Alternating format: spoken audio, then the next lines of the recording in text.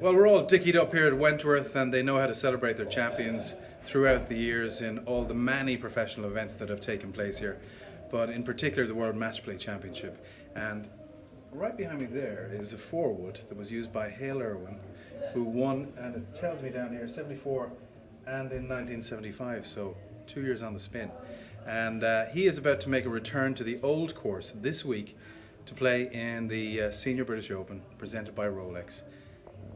And he's here as well. Hale Irwin, along with his son Steve. So Steve is going to be caddying for the old man at the old course this week. How about that? How about that? You're so pointed with those words, Shane. It's amazing. I can't believe you've made it this far. There you go. Well, listen, tell us. I mean, you haven't played in the Senior Open for a few years. It's been a while. It's been at Turnberry several years ago, and I think the impetus to get here came from my son, who said, "Dad, if you'll play in the British Senior this year, I should say the Senior Open. I get that wrong every time.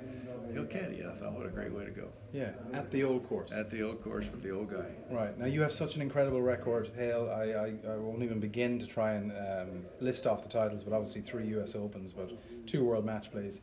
And then, I don't know how many, when you turned 50, it just was monumental what you achieved. It clicked. I tell people quite often that my best golf, the best I ever played, was when I was 52 years old. And why, I can't pinpoint anything. It just kind of came to me. Every shot was relatively straightforward. Every decision was right. I putted well. I just did everything very, very well. But you won the US Open in 74, the massacre, they term it at Wingfoot. You won again in 79.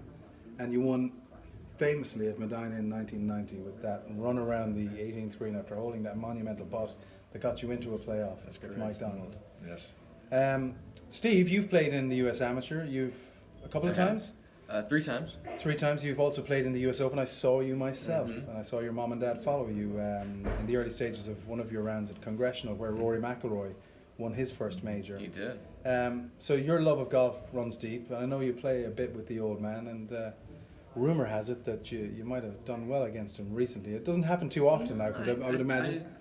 I might have snuck one, snuck one out at Sunningdale the other day. He was working on something in his day.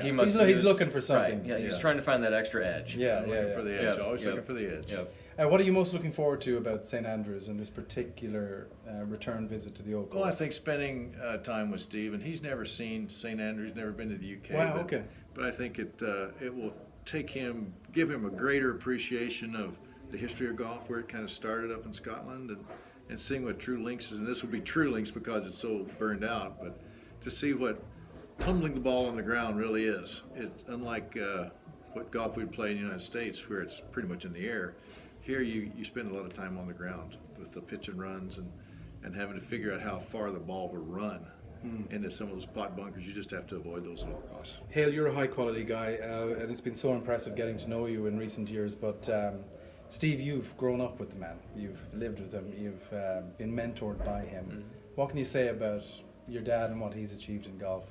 Well, it's something that I and the rest of the family is as proud as we could possibly be, and it's being able to be around not only Dad, but and what he's shown us in the world of golf, and what the world of golf has shown us and helped us grow has been something that you can't measure.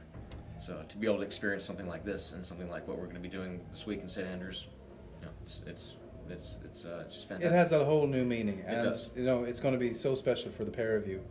Caddying for the old man at the old course, where old Tom Morris was the legend. Well, you're beating that to death, aren't you? It's going to get old by the time we're finished. I love it, though, Shane. I love it. All right. Listen, enjoy. It's so good to see you. All right, the best of luck. Enjoy everything. Good being with you.